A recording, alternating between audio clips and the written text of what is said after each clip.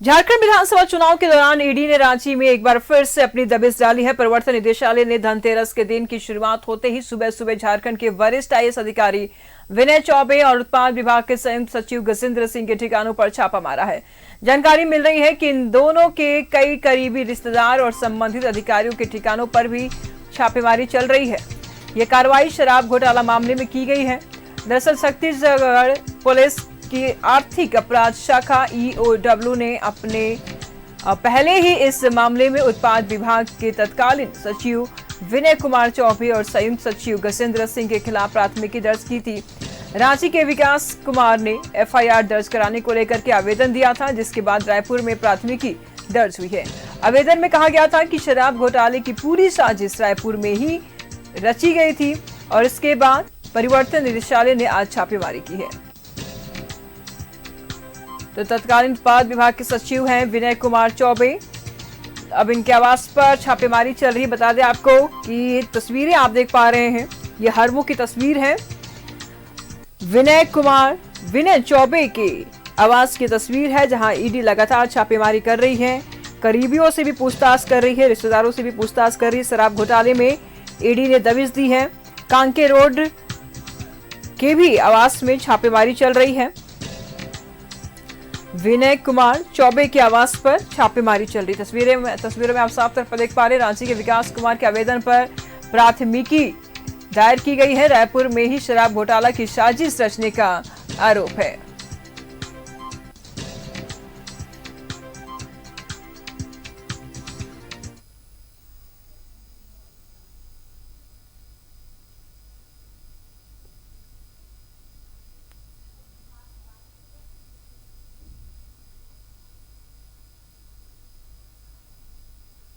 तो आईएएस विनय चौबे के आवास पर छापेमारी चल रही है। गजेंद्र सिंह के ठिकानों पर भी ईडी ने छापा मारा है। बता दें आपको कि आईएएस अधिकारियों के आवास पर छापेमारी की जा रही है। एक एक पहलुओं को बारीकी से खंगाला जा रहा है। न्यूज़ 11 भारत एक्सक्लूसिव तस्वीर आपको लगातार टीवी स्क्रीन पर दिखा रहा है। तस्वीरों में आप साफ तौर पर देख पा रहे हैं, ईडी ने छापेमारी की है, एक एक चीजों को बारीकी से खंगाल रही है। अब देखने वाली बात ये होगी कि क्या कुछ निष्कर्ष निकल के सामने आता है। फिलहाल ईडी की छापेमारी जारी है। तस्वीरों में आप साफ तौर पर देख पा रहे हैं, न्यूज़ 11 भारत एक्सक्लूसिव तस्वीर लगातार आपको टीवी स्क्रीन पर दिखा रहा है। तो कांके रोड के आवास पर भी छापेमारी चल रही है और साथ ही साथ हरमू की अगर बात कर ले तो हरमू के आवास पर भी छापेमारी चल रही है। लगातार ईडी कई ठिकानों पर छापेमारी कर रही है और एक एक पहलुओं को गहनता से जांच कर रही है। फिलहाल अगर सरकार की माने, माफ कीजिएगा, अगर विपक्ष की माने तो इनका सीधा आरोप यह है कि बड़े सफेद पोश का भी इसमें इन्वॉल्वमेंट्स हैं, तभी इतना बड़ा घोटालों का अंजाम दिया गया है।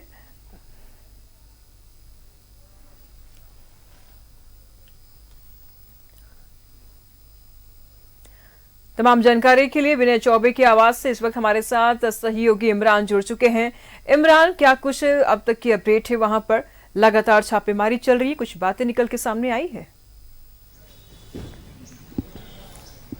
देखिए, बिल्कुल सुबह से ही लगातार विनय कुमार चौबे के आवास पर हलचल जो है वह तेज है, क्योंकि ईडी के अधिकारियों के साथ साथ उनके जो सपोर्टिंग अधिकारी हैं, वो तमाम जो लोग हैं वो अब आवास पर भी पहुंचना शुरू हो चुका है, क्योंकि कई जगहों पर एक साथ मल्टीपल कार्रवाई चल रही थी और अलग अलग लोकेशंस पर जो है पूरी कार्रवाई जो है ईडी की तरफ से की जा रही है। यह पूरा मामला जो है वो शराब घोटाले और झारखंड में हुए शराब घोटाले से जोड़ करके देखा जा रहा है, क्योंकि छत्तीसगढ़ शराब घोटाले में विनय कुमार चौबे सहित कई लोगों का नाम जो है वो शामिल था। ऐसे में इस पूरे मामले की जांच की आज जो है वो झारखंड तक पहुंची है और इस पूरी जांच की प्रक्रिया को आगे बढ़ाया जा रहा है, क्योंकि अब से कुछ देर पहले भी जब ईडी के अधिकारी पहुंचे थे, कुछ जरूरी चीजों के साथ यहां पे पहुंचे थे और लगातार यहां पे प्रयास किए जा रहे हैं कि विनय कुमार चौबे के आवास से जुड़े जो जानकारी मिल सके उनको खंगालने का काम किया जा रहा है। चूंकि यहाँ सरकारी आवास है, हालांकि सरकारी आवास पर विनय कुमार चौबे के होने की सूचना है और सुबह में इसी आवास पर मौजूद मौजूद थे और इसकी मौजूदगी में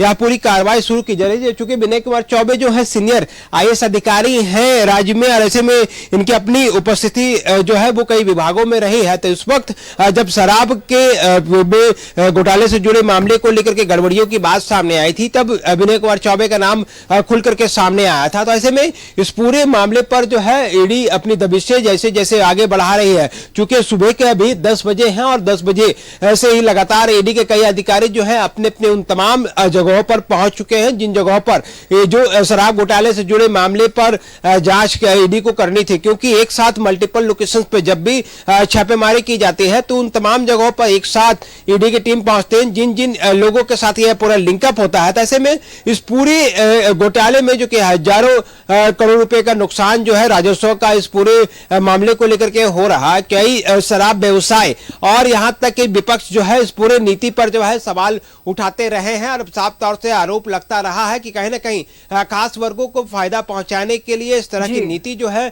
वो झारखंड में बनाई गई थी। वो भी तब जब झारखंड में शराब को लेकर के कई बार चर्चाएं हो चुकी है, शराब बेचने को लेकर के कई बार विवाद हो चुका है। तो ऐसे में जब छत्तीसगढ़ में शराब घोटाला हुआ था और इस घोटाले की जांच पिछले दिनों जब ईडी ने शुरू की थी उस वक्त छत्तीसगढ़ में जो है वो कांग्रेस की सरकार थी। मौजूदा समय में जो है वो भारतीय जनता पार्टी की सरकार है। तो छत्तीसगढ़ में जब घोटाले शराब के हुए तो उस एफआईआर में विनय कुमार चौबे के साथ साथ गजेंद्र सिंह का नाम जो है एफआईआर में था। इनके अलावे और भी कई लोग थे जिनका कनेक्शन जो है सीधे तौर से झारखंड से जुड़ता हुआ नजर आ रहा था। तो ऐसे में इस पूरी कार्रवाई को उससे भी जोड़ करके देखा जा रहा है। अब इस पूरी कार्रवाई के बाद जब देर रात तक इस पूरे मामले पर जांच जो है ईडी की तरफ से कंप्लीट की जाती है, पूरी की जाती है, तो क्या कुछ सफलता मिली है ये देखने वाली बात होगी। तो फिलहाल अभी के वक्त की अगर हम बात करें तो विनय कुमार चौबे के आवास में एक ईडी की बड़ी टीम जो है वो यहाँ पे मौजूद है। तकरीबन 3 से 4 गाड़ियों में ईडी की टीम पहुंचे थे। 10 से अधिक सीआरपीएफ के जवान हैं। अलग अलग जगहों पर सीआरपीएफ के जवानों की तैनाती जो है वो कर दी गई है और लगातार अब सिर्फ वैसे लोगों को ही इस जगह पर एंट्री दी जा रही है जो लोग इस घर से जुड़े हुए हैं और बेहद जरूरी होने पर ही घर पर प्रवेश दिया जा रहा है। क्योंकि अभी तक जो जानकारी मिल पा रही है कि कुछ दस्तावेजों के साथ साथ जो है कई डिजिटल डॉक्यूमेंट्स को खंगालने की कोशिश की जा रही है, प्रयास किए जा रहे हैं ताकि शराब घोटाले से जुड़े मामले को लेकर के जो है जांच की गति को आगे बढ़ाया जा सके। इस जांच में और क्या कुछ मिलता है ये देखने वाली बात होगी। लेकिन जिस तरह से शराब घोटाले की बात अगर हम करें तो कहीं ना कहीं इस नीति पर अक्सर सवाल उठते रहे हैं। विनय कुमार चौबे का पूरा कार्यकाल जो शराब नीति के बनाने से लेकर के और छत्तीसगढ़ शराब नीति के जो ठेकेदार हैं उनके जो व्यवसाय हैं उनको फायदा पहुंचाने से लेकर के हर एक चीजों पर जो है परत दर परत कई जगहों पर सवाल खड़े उठते रहे थे। तो ऐसे में इस पूरे मामले की जांच ईडी ने जब शुरू की थी तो पिछले दिनों विनय कुमार चौबे को सम्मन दिया गया। तो छत्तीसगढ़ में जो जानकारी के अनुसार जो जानकारी मिली थी कि छत्तीसगढ़ में ईडी ने विनय कुमार चौबे से इस पूरी नीति को लेकर के पूछताछ भी की थी। हालांकि उस वक्त वो झारखंड में एक प्रमुख पद पर मौजूद थे। तो ऐसे में उस वक्त भी इस बात को लेकर के चर्चाएं हुई थी। चूंकि छत्तीसगढ़ का मामला था इसलिए बहुत ज्यादा उस वक्त चर्चा में ये सारी चीजें नहीं रही। लेकिन अब जब एफआईआर में ये सारी चीजें सामने आने लगी कि विनय कुमार चौबे के साथ साथ कई अन्य गजेंद्र सिंह और अन्य कई लोगों के नाम जो है एफआईआर में शामिल है, कई लोग सुप्रीम कोर्ट तक का जो दरवाजा है वह खटखटाने की कोशिश की, लेकिन वहां से भी जब राहत नहीं मिला तो उसके बाद एक तस्वीर आप साफ तौर से समझ सकते हैं कि आज के समय में ईडी की जो टीम है वैसे सीनियर आईएएस अधिकारी जो इस पूरे नेक्सस में शामिल थे, इस पूरे भ्रष्टाचार के खेल में शामिल रहे हैं, उन तमाम लोगों के ठिकाने पर ईडी की टीम पहुंची है और पूरे मामले की जांच की गति को आगे बढ़ाया जा रहा है। देर शाम तक देखना होगा कि इस पूरे जांच में ईडी को क्या कुछ। हमारे साथ दीपक भी जुड़े हुए हैं गजेंद्र सिंह की आवाज से। दीपक, वहां क्या कुछ गतिविधियां हैं?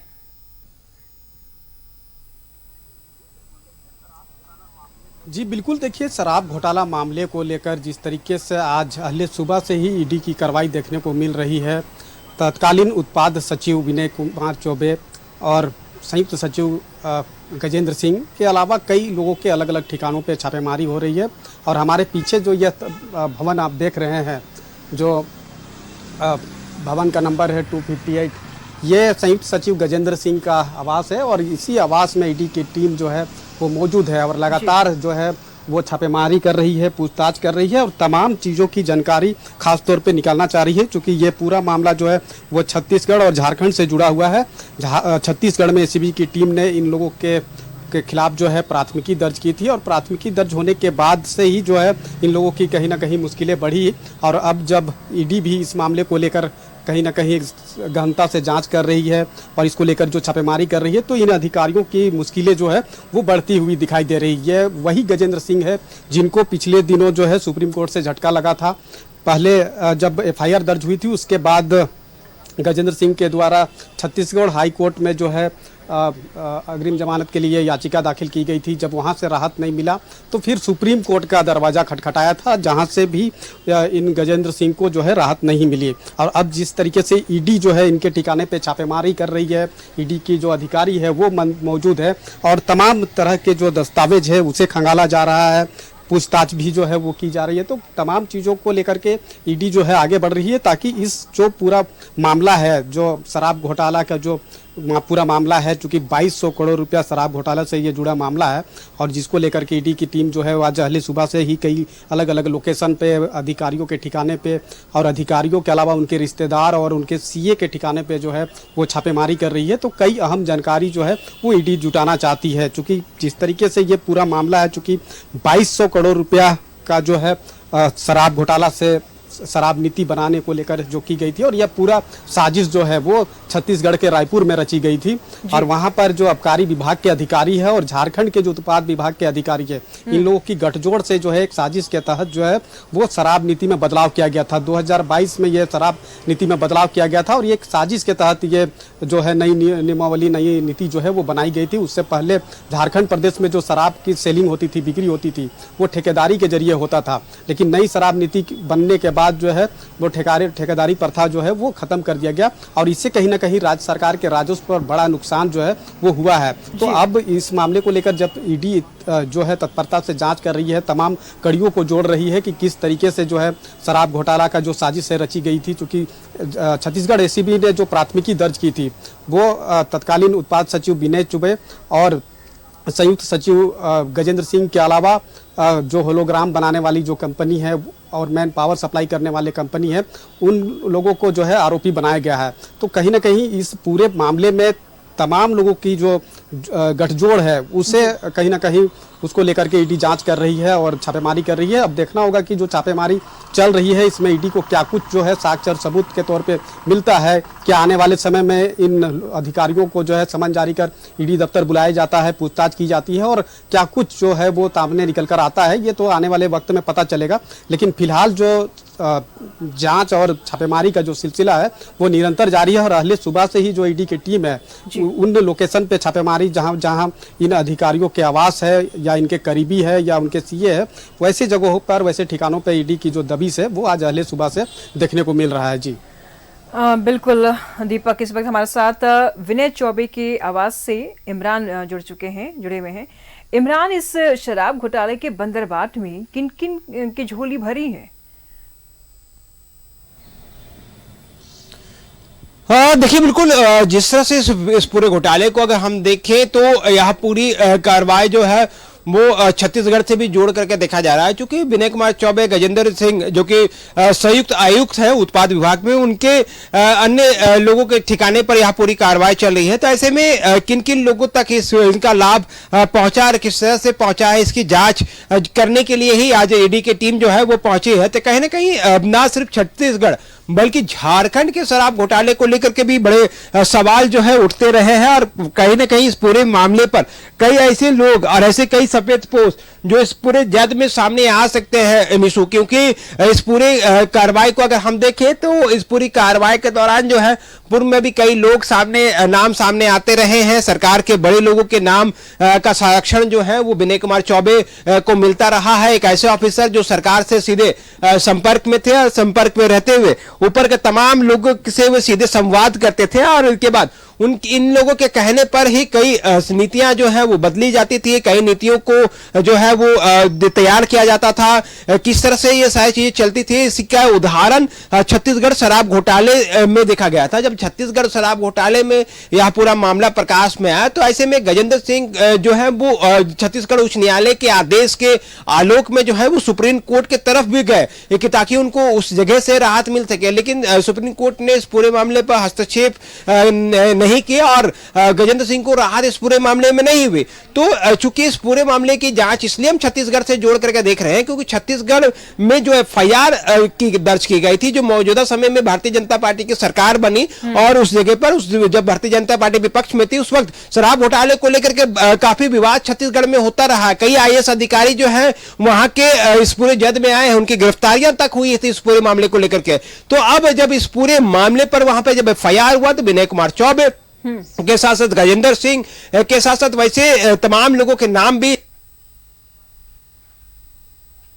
में मौजूद रहते हुए इस नीति को तैयार करने में, उनको बेनिफिट पहुंचाने में, इस नीति को झारखंड में किस तरह से और झारखंड की शराब नीति में जो है वो कन्वर्ट किया जा सके, तो इसे लेकर के हमेशा से चर्चा होने लगी थी। हालांकि इस पूरे मामले को लेकर के जो व्यवसायी कहते हैं कि जो नीति बनाई गई थी झारखंड में वो बिल्कुल उसी से मिलता जुलता है और ऐसे में झारखंड में भी बड़े पैमाने पर इसका घोटाला जो है वह हुआ होगा और इस तरह के घोटाले होने की वजह से सरकार को, राज्य सरकार को बड़ा राजस्व का नुकसान ना सिर्फ हुआ है बल्कि इनके जो घोटाले के पैसे हैं इनका इस्तेमाल अलग अलग चुनाव में अलग अलग जगहों पर जो है वह किए जाते हैं। तो शायद यही वजह है कि आज सुबह से ही लगातार ईडी की जो टीम है अलग अलग जगहों पर एक साथ छापेमारी करने निकली है। अब देर रात तक यह कार्रवाई जब समाप्त होती है तो यह देखने वाली बात होगी कि इस पूरी कार्रवाई के बाद विनय कुमार चौबे को क्या संबंध होता है या फिर विनय कुमार चौबे को साथ ईडी अपने साथ लेकर के जाते हैं, गजेंद्र सिंह को साथ अपने लेकर के जाते हैं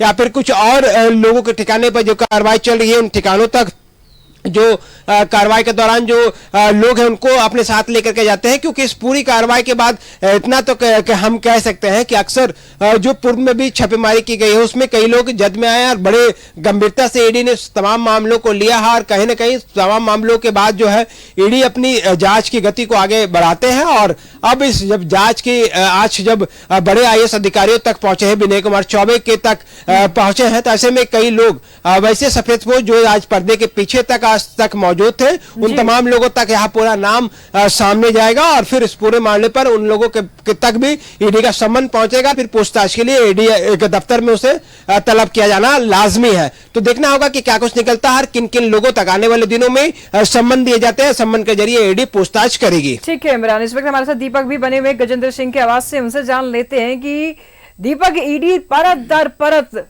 बहुत ही बारीकियों से इस चीज को जांच कर रही, इस मामले को जांच कर रही है। इस पाइपलाइन में और कौन कौन से चेहरे और कितने चेहरे शामिल हो सकते हैं?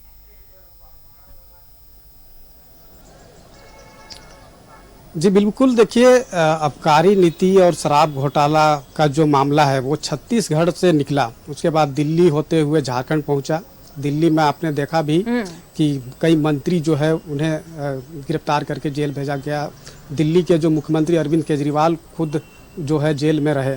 और झारखंड प्रदेश में ये पहली बार नहीं है, शराब घोटाला को लेकर के पहले भी जो है ईडी की दबिश देखी गई है, छापेमारी की गई है और एक बार फिर जब ईडी दबिश दे रही है, छापेमारी कर रही है और इसमें आपने जो सवाल किया कि इसमें कौन कौन लोग हो सकते हैं, देखिए शराब घोटाला से जुड़ा जो मामला है इसमें तो आबकारी विभाग के अधिकारी और उत्पाद विभाग के अधिकारी, इन लोगों के गठजोड़ से ही जो है वो कहीं ना कहीं शराब की जो नई नीति है वो बनाई गई थी और साजिश जो है रायपुर में रची गई थी। इसके अलावा होलोग्राम बनाने वाले जो कंपनी से जुड़े लोग हैं या फिर मैन पावर सप्लाई करने वाले कंपनी है या फिर शराब के जो सप्लाई करने वाले कंपनी है, ये लोग सवालों के घेरे में हैं जिनकी मुश्किलें आने वाले समय में बढ़ सकती है। चूंकि छत्तीसगढ़ की एसीबी ने इन लोगों को आरोपी बनाते हुए प्राथमिकी दर्ज किया है। अब जब झारखंड प्रदेश में एक बार फिर जब इस पूरे मामले को लेकर ईडी जो है वो रेस हुई है और छापेमारी कर रही है, छापामारी के बाद ही ये तमाम चीज़ें स्पष्ट होगी कि ईडी को क्या कुछ सफलता मिला है। लेकिन जिस तरीके से ईडी इस पूरे मामले को लेकर गहनता से जांच और छापेमारी कर रही है तो ऐसे लोगों की जो मुश्किलें हैं वो आने वाले समय में बढ़ सकती है।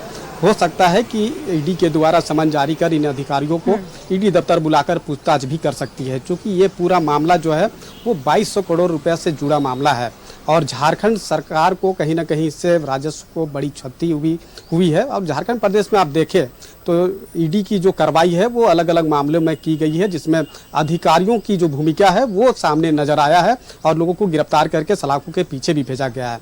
जब भी कोई नीति निर्धारण होता है, नीति बनाई जाती है, तो आम लोगों के हित में कम और खुद के हित में ज़्यादा जो है उसको ध्यान में रखते हुए नीति बनाया जाता है और जिसका खामियाजा यह होता है कि राज्य सरकार के राजस्व पर बड़ा नुकसान होता है।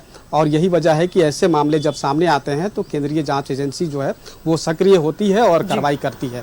अब जिस तरीके से ईडी जो कार्रवाई कर रही है आज अलग अलग लोकेशन पर, चाहे विनय चौबे की बात करें या गजेंद्र सिंह के अलावा अन्य लोगों के ठिकानों पे जो छापेमारी हो रही है, उस छापेमारी में कई अहम जानकारी ईडी को मिल सकता है, जिसके आधार पर ईडी आगे बढ़ सकती है। और कौन कौन ऐसे लोग हैं जो पर्दे के सामने रह करके इस खेल में शामिल रहे हैं या फिर पर्दे के पीछे रहकर इस खेल में शामिल रहे हैं, तो वैसे लोगों का चेहरा भी जो है आने वाले समय में उजागर हो सकता है। जिस तरीके से ईडी इस पूरे मामले को लेकर गहनता से जो है वो जांच और कार्रवाई कर रही है और अब देखना होगा, चूंकि जांच और कार्रवाई जो है वो चल रही है, छापेमारी चल रही है। ठीक है, नजर बनाए रखिएगा दीपक आप भी और नजर बनाए रखिएगा इमरान आप भी। बहुत बहुत शुक्रिया आप लोग का तमाम जानकारियों के लिए। लगातार हम आप लोग से अपडेट लेते रहेंगे। फिलहाल अभी तो ये ट्रेलर है, पिक्चर पूरा बाकी है। अभी तो 2 अधिकारियों के यहाँ छापेमारी चल रही है। अब देखिए कि इस मामले में और कितने सफेद पोश और अधिकारियों के चेहरे बेनकाब होते हैं, क्योंकि छोटे से छोटे यानी कि बारीकियों पर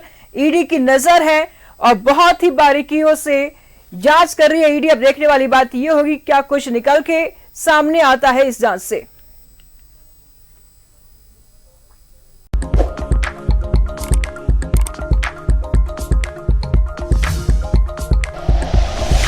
like and share videos, subscribe करें हमारा चैनल और प्रेस करें बेल आइकॉन। न्यूज़ 11 भारत, सच है तो दिखेगा।